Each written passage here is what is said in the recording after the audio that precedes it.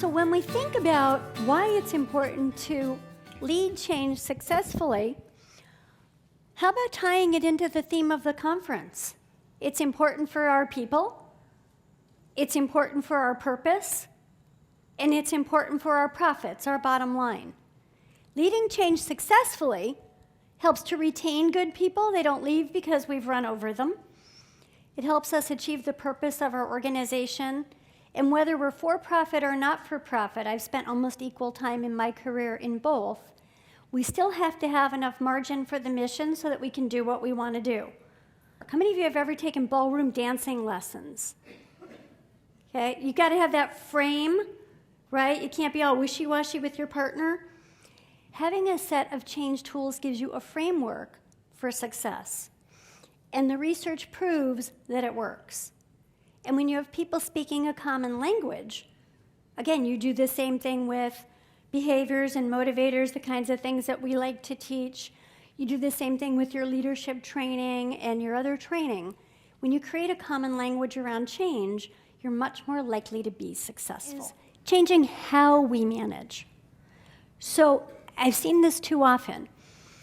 Our organization is fast-paced. We've got a lot of high achievers. We've got a lot of go-getters. We reward those people individually because they are the rock stars and they are our success. Great. Why don't they work together? You're not giving them incentive to work together. You're rewarding them for being individual contributors, and then you want to know why they don't play nice.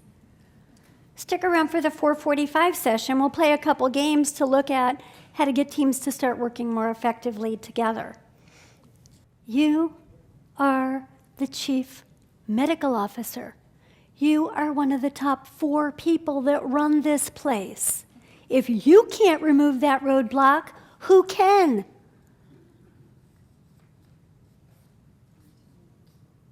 Oh. I said, who do you have to talk to? He said, my peers, the chief nursing officer and the chief financial officer. How hard would that be?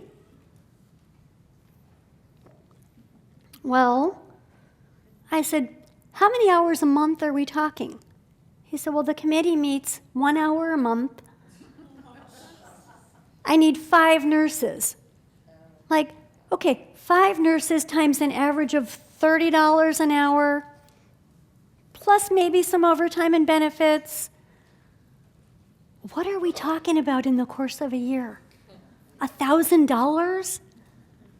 Could you not go to your peers and remove that roadblock to get what you need to improve congestion? If that helped 1 patient, is that your ROI?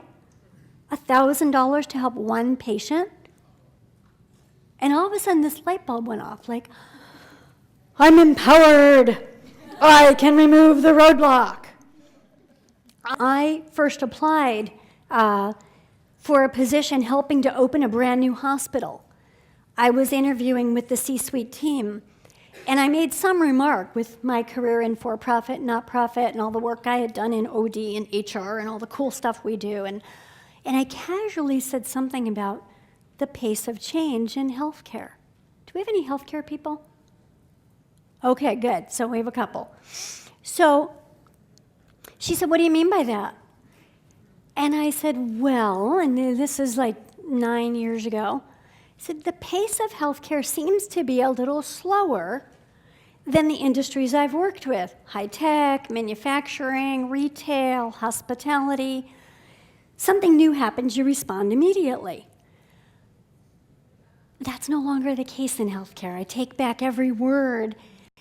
And it made me think about when I did get hired and I did get that job to help open the new hospital, it wasn't just opening a new hospital. How many of you have built a new building, a new plant, a new department? Okay, so you know a lot of what's involved. This was opening a hospital, and on the same day, we're going to close another one. And we're going to take all the people from there and move them 10 miles down the road over to here. So we need a shift to close this one and a shift to open this one. And I'm in charge of all the organizational development stuff. And I sat on 7 committees. It felt like 17. I led a couple of them. So I'm just going to give you one example from that. Since you're in HR, the training component. We had months to start training the electronic medical record. That was cool. We created a culture class that I rolled out. We could train that months ahead. We had 2 weeks to train 1,000 people on all shifts, the equipment in the new building, the processes in the new building, wayfinding in the new building. How do I get to the lab, the cafeteria, the bathroom, the supplies?